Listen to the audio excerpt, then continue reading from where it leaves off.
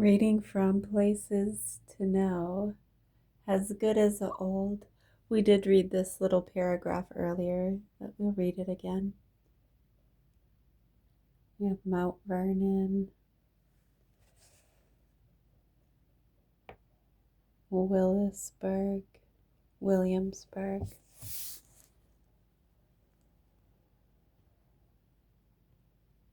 Bunrafty Castle,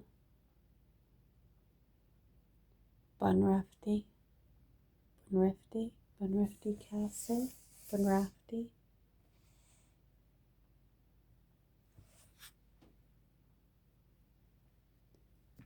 Good, thank you. How are you? Awesome.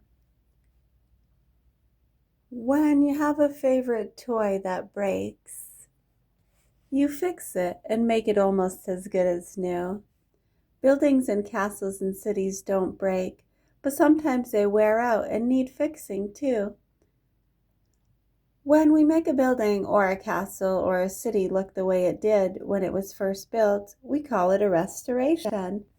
Read the next few pages and you will find out about some famous restorations. The Raleigh Tavern in Williamsburg, Virginia has been made to look just as it did in colonial days. The people are dressed in colonial costumes.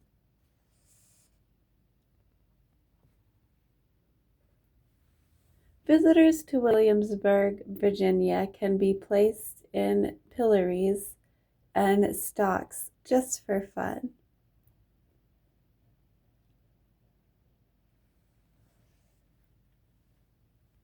Pillory and stocks.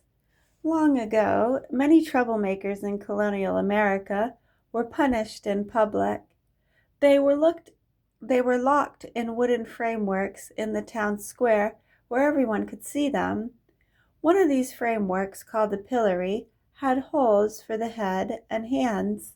If you were locked in it, you could dodge the things people might throw at you. Is that like a guillotine? Right. Another framework was the stocks. It had holes in which the troublemaker's ankles were locked, but at least he could sit down. Sometimes troublemakers were whipped at whipping posts. People aren't punished like this anymore, but in Williamsburg, Virginia, you can see a pillory, the stocks, and whipping posts. Williamsburg was once the capital city of Virginia. Many of the buildings have been rebuilt, and today this historic city looks much as it once did. The people who work there even dress in the kinds of clothes worn long ago. A visit to Williamsburg is like a visit to yesterday.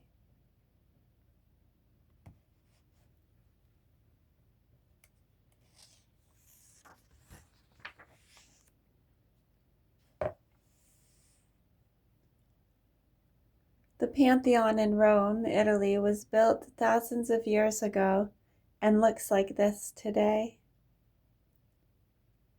This old painting shows how the hole in the roof of the Pantheon helped to light the inside of the old building.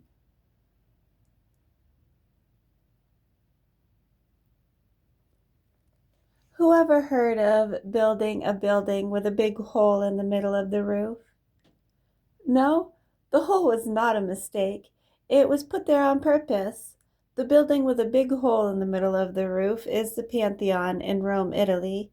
It has no windows or lamps. Light comes through the big hole in the roof. Long, long ago, a Roman general named Marcus Agrippa built a pantheon as a temple to honor all the Roman gods. Later, the emperor Hadrian added the big round dome era called the rotunda. The rotunda measures about 14 stories from floor to ceiling and from side to side, and the huge dome with the big hole in the middle is one of the biggest domes in the world. You can see the Pantheon in the Piazza della Rotunda in Rome. It is one of the best preserved examples of ancient Rome architecture in the world.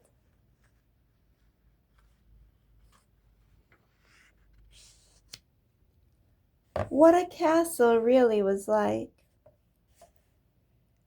At Bunratty Castle in Ireland, people dress in costumes and serve meals as they did long ago. All kinds of kings and all kinds of lords built all kinds of castles in Europe long before the United States became a country.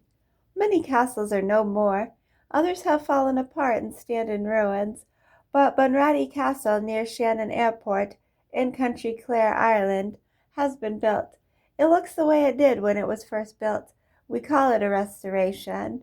Restoring a castle takes a lot of time and money. A man named Lord Gort restored the castle inside and out with the help of the Irish government. Workers replaced bricks and stones, cleaned walls and floors, and found furniture and paintings like the one used in the castle when it was first built. Bunratty Castle is now an Irish national monument. Many tourists visit to see what a castle really was like a long time ago. The Constitution, a famous sailing ship, looks like this today. The painting shows how the Constitution looked when the ship was in full sail.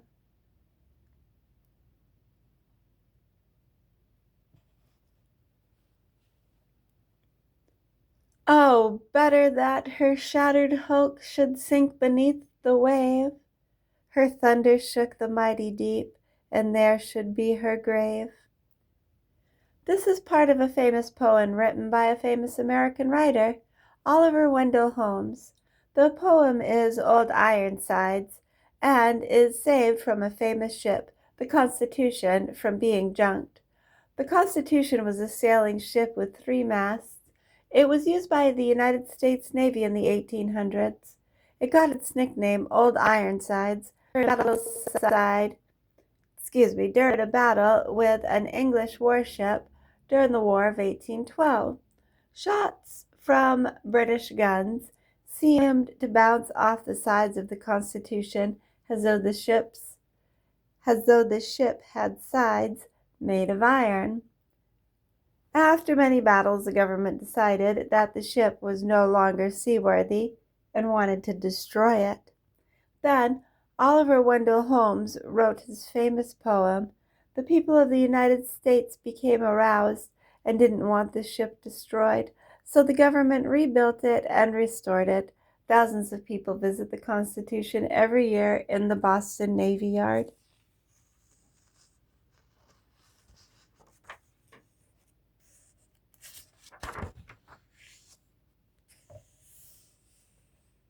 Let there be peace.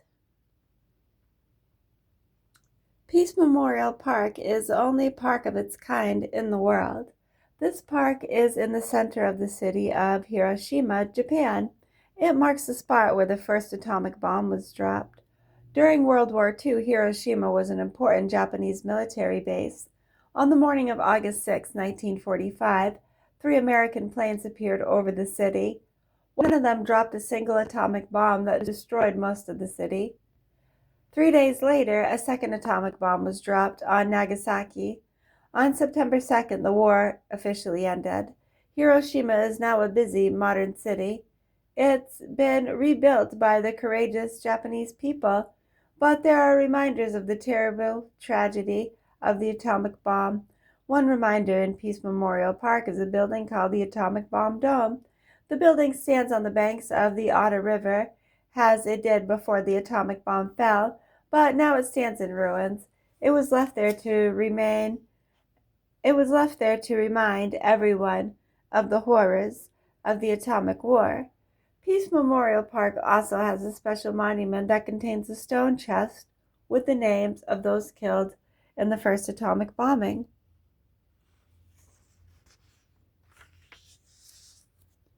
Children of different Indian tribes do a war dance in front of a Wichita grass house in Indian City, Oklahoma. This kind of Indian hut is called an Apache wickiup.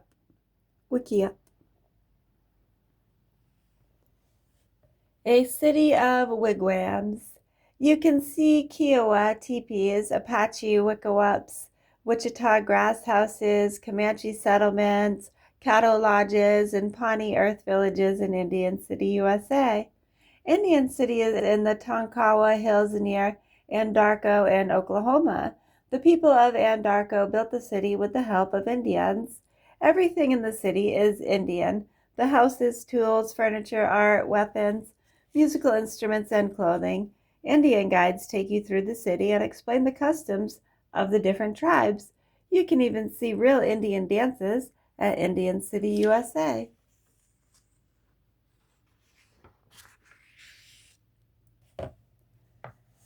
Taxco, Mexico. Texaco, the town that Silver helped build. If you climb a certain hill in the middle of Mexico, you will find a town that Silver helped build, the town of Taxco. You say Tashco. Silver from the rich mines of Tashco helped pay for the red tiled roofs, the cobblestone streets, and one of the most colorful churches in Mexico, Santa Prisca. The church has an altar set with gold. The towers of the church are rose-colored and rise high above the rows of little white houses. Once the silver mines of Taxco were so rich that a Spanish soldier named Cortez used the silver to make silver cannons. Those cannons helped him to conquer Mexico. But the mines finally had no more silver, and today Taxco is just a quiet little town. Artists go to Taxco to paint and tourists buy silver trinkets or watch the fireworks at fiesta time. The government of Mexico has made Taxco a national monument to make sure that the town will always look the way it looks today.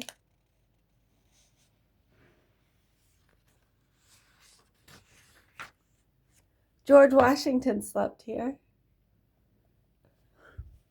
Here's George Washington's card table, George Washington's desk. Here's Martha Washington's dressing room. Alrighty. The kitchen in Washington's home in Mount Vernon, Virginia.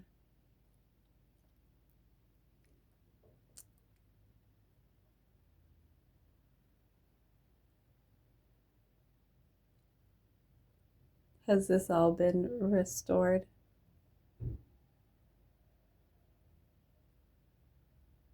Upgraded? Is the space being utilized in a productive way?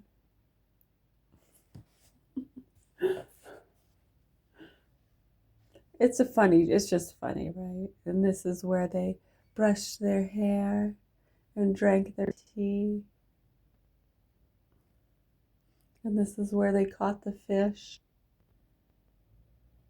It's where they got on their knees and begged for mercy. And George Washington slept here. Sometimes a building becomes famous because an important person is there. Many times we don't know that the person really did stay there, but we can be sure there is at least one place where George Washington slept. It was his house in Mount Vernon. Mount Vernon is in Virginia near Washington, D.C. The mansion stands on high ground overlooking the Potomac River. It has 19 rooms. You can see the bed that George Washington slept in, the desk where he wrote, a telescope that he used, and many of the books that he read. You can also see the tomb of George Washington and his wife Martha on the grounds of Mount Vernon.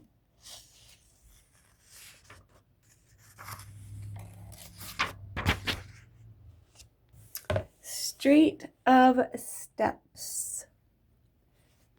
Street of the Nuns is a street of steps in Old San Juan, Puerto Rico.